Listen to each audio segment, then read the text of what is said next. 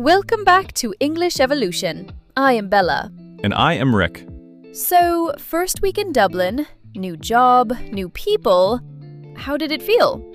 Honestly, exciting, but also a bit awkward at times. Awkward how?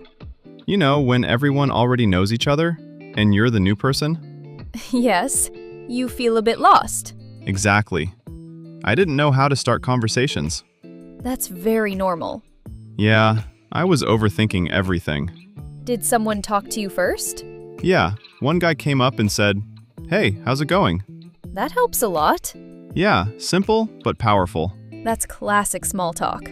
In the US, we say that all the time, In the UK, people say, "You all right?" which sounds confusing at first. Yes, but it just means hello. So I said, "Yeah, good.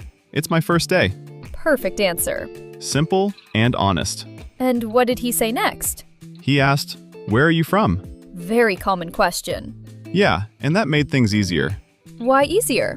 Because now we had a topic. Exactly. And once you have a topic, the conversation flows.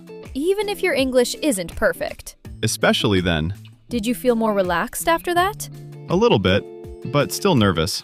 That's part of the process. Yeah, I just kept using simple phrases. That's the best strategy. I realized I don't need complicated English. No, you really don't. At one point, I didn't understand something. Was it the accent? Yes, Irish accent. It can be strong. So I said, "Sorry, can you say that again?" Perfect response. And he repeated it slower. People usually help. Yeah, they do. You just need to ask. Exactly. Did more people join? Yeah, a couple more coworkers came in. Did that make it harder? A bit. More people, more pressure. But also more practice. Yeah, I tried to stay relaxed. That's key. I realized nobody expects perfect English. They just want to communicate.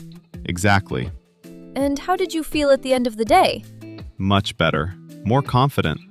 That's a great feeling. Yeah, like I survived my first day. That's always step one. Exactly. And every day gets easier. Definitely. Because you repeat the same situations. And the same phrases. Until they become natural. Exactly. That's how fluency happens. Not by studying, but by using. Yes, by living the language. And making mistakes, too. Especially making mistakes. Yeah, that's part of it. And learning from them. Always. So don't be afraid to speak. Even if it's not perfect. Because perfect doesn't exist. But communication does. And that's what matters. Exactly. And maybe don't overthink too much. Yeah, that's my problem. Same here. We all do it. But it gets easier. Every single day. Just keep going. Even when it feels uncomfortable. That's where growth happens. Exactly. Yeah, and honestly, on that first day, I realized that connection matters way more than perfect grammar. Did you feel that your coworkers were patient with you? Yeah, actually, they were really patient, and that helped me relax a lot more than I expected. That's really important, especially in a new country where everything already feels different. Exactly. Because it's not just the language, it's the environment, the culture, the way people speak, everything. And sometimes even simple things like tone or speed can make it harder to understand. Yeah, especially the speed. People speak fast when they're comfortable. Did you ever feel like you wanted to ask them to slow down? All the time. But at first I was a bit shy to say it. That's very common, but it's actually completely fine to ask. Yeah, later I started saying, "Sorry, can you say that a bit slower?" And it made a huge difference. That's a great phrase. Very polite and very natural. And nobody reacted badly, which surprised me. People are usually much more understanding than we expect. Yeah, I think the fear is always bigger in our head than in real life. That's true. We create a lot of pressure for ourselves. And that pressure actually makes communication harder. Exactly, because you start overthinking every sentence. Yeah, instead of speaking, you're just thinking too much. And by the time you're ready, the conversation has already moved on. Exactly. And then you just smile and pretend you're following. We've all done that at some point. There was actually one moment where 3 people were talking at the same time, and I just stood there trying to understand anything. That must have been quite confusing. Yeah, I only caught a few words, and I didn't really know what they were talking about. So, what did you do in that situation? I waited for a pause and then said, Sorry guys, I didn't catch that. That's perfect.